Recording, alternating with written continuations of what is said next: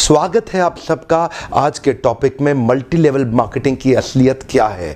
What is this multi level marketing? ये होता क्या है? नेटवर्क मार्केटिंग कह लो, चेन मार्केटिंग कहते हैं कई लोग, कहीं इसको पिरामिड स्कीम कहते हैं, कहीं इसको स्कीम स्कैम स्कैंडल कहते हैं। वास्तव में मैं अपने ओपन हाउस वर्कशॉप्स और मेरे बड़े ब्रांड जो मेरे क्लाइंट्स हैं, आज देश में जितने बड़े ब्रांड्स हैं वो लगभग सब के सब मेरे क्लाइंट्स हैं, उनके साथ में मैं काफ़ी बिजी था। मैं इस तरफ जाना ही नहीं चाहता था। इस इंडस्ट्री पे कई सवाल उठाए जाते हैं, मैं थोड़ा अपने आप को दूर रखता था।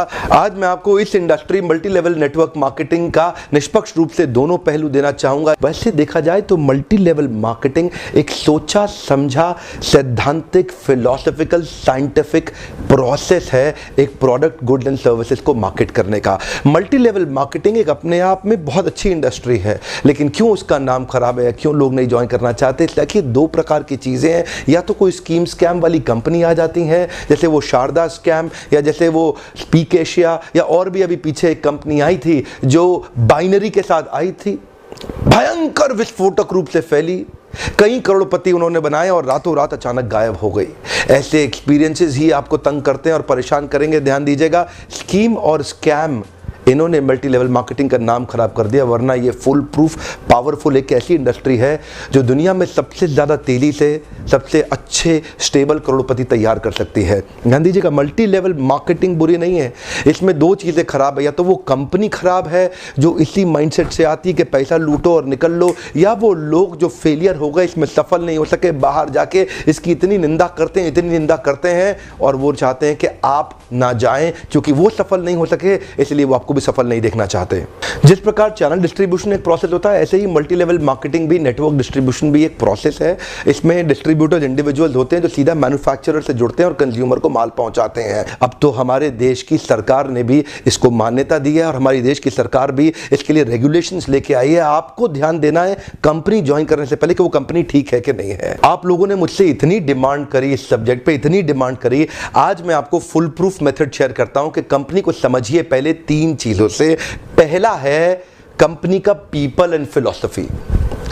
जब आप कंपनी ज्वाइन करते हैं, जाते ही ये मत देखिए कमाई कितनी होने वाली है, जाते ही ये मत देखिए कितनी जल्दी करोड़पति बन जाएंगे, जाते ही देखिए कंपनी के पीपल और फिलॉसफी कैसा है।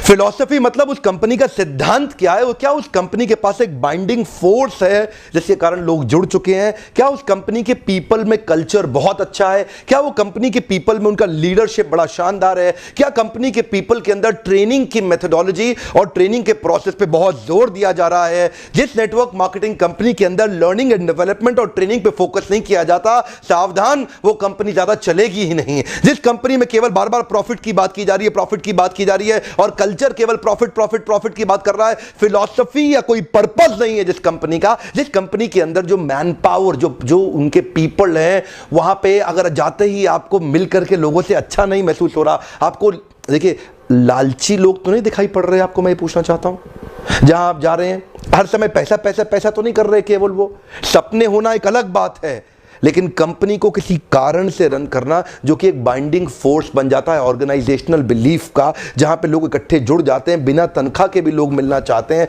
बिना तनख्वाह के भी अपनी जेब से पैसा खर्च करके लोग आना चाहते हैं क्योंकि आके अच्छा लग रहा है। मल्टी लेवल मार्केटिंग के अंदर आप सफल हो या ना हो, लेकिन अगर वहां पे ट्रेनिंग अच्छी हो रही है आपकी, वहां पे लोग अच्छे हैं, उसकी फिलॉसफी, उसकी रूट्स बड़ी कैरेक्टर पे आधारित है, मोरालिटी पे आधारित है, वहां पे honesty, integrity, character, principles, values, ethics, इन पे बड़ा फोकस दिया जा रहा है, तो अगर आप विफल भी होगा तो भी कोई बात नहीं, आपको नेटवर्क मार्केटिंग जरूर ज्वाइन करना चाहिए क्योंकि ये आपकी डेवलपमेंट में बड़ा फोकस करेगा। इनफैक्ट अगर मेरी अपनी संतान होगी, मैं उसको भी नेटवर्क मार्केटिंग में कम से कम कुछ समय के लिए जरूर भेजूंगा, क्योंकि इससे इतना डेवलपमेंट हो जाता है जहां पे पीपल अच्छा हो और फिलॉसफी अच्छा हो, उन लोगों के बीच में आपका अपना ग्रोथ बहुत हो जाएगा। आप सफल हो या ना हो कोई समस्या नहीं है। नेटवर्क मार्केटिंग एक ऐसी इंडस्ट्री है जहां लोग बिना तनख्वाह के इतना भयंकर मोटिवेशन रखते हैं और कॉर्पोरेट वर्ल्ड के अंदर इतनी तनख्वाह, इतना इंसेंटिव, इतना पे आउट और इतना ज्यादा एचआर पॉलिसी के साथ फैसिलिटीज, उसके बावजूद भी एम्प्लॉयज में मोटिवेशन नहीं है।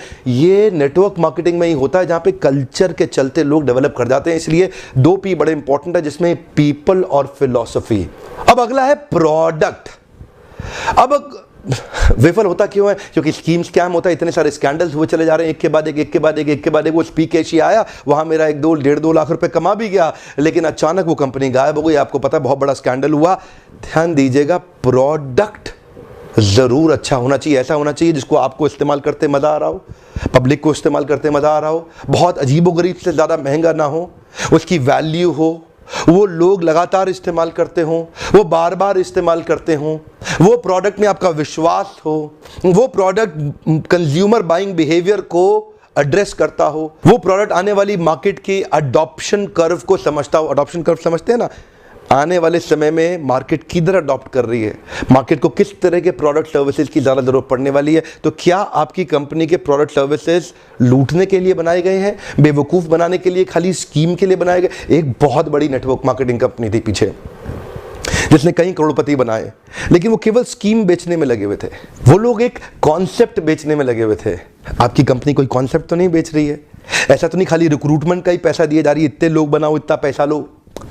सावधान, प्रोडक्ट अच्छा होना चाहिए और जिसको आपको इस्तेमाल करने में मजा आना चाहिए। अब फाइनली आता है कंपनी का प्लान या प्रॉफिट पे आउट। उनका प्लान प्रॉफिट पे आउट कैसा है वो अब देखिएगा आराम से। प्रॉफिट आखिरी चीज है। अगर ये पहले के 2 P जो मैंने ठीक से समझाए, अगर ये पूरे हो गए, प्लान प्रॉफिट अपने आप ठीक हो जाएगा। आप थोड़ा सा बस देख लीजिए कि ऐसा तो नहीं है कि कंपनी साल के एंड में पैसा देती हो, आपको हर महीने या हर हफ्ते पे आउट मिल रहा है कि नहीं मिल रहा, वो एक इंपॉर्टेंट चीज है। और प्लान प्रॉफिट आपके लिए रीजनेबली अच्छा होना चाहिए। बाकी 2 चीजें अगर ठीक हुई, प्लान प्रॉफिट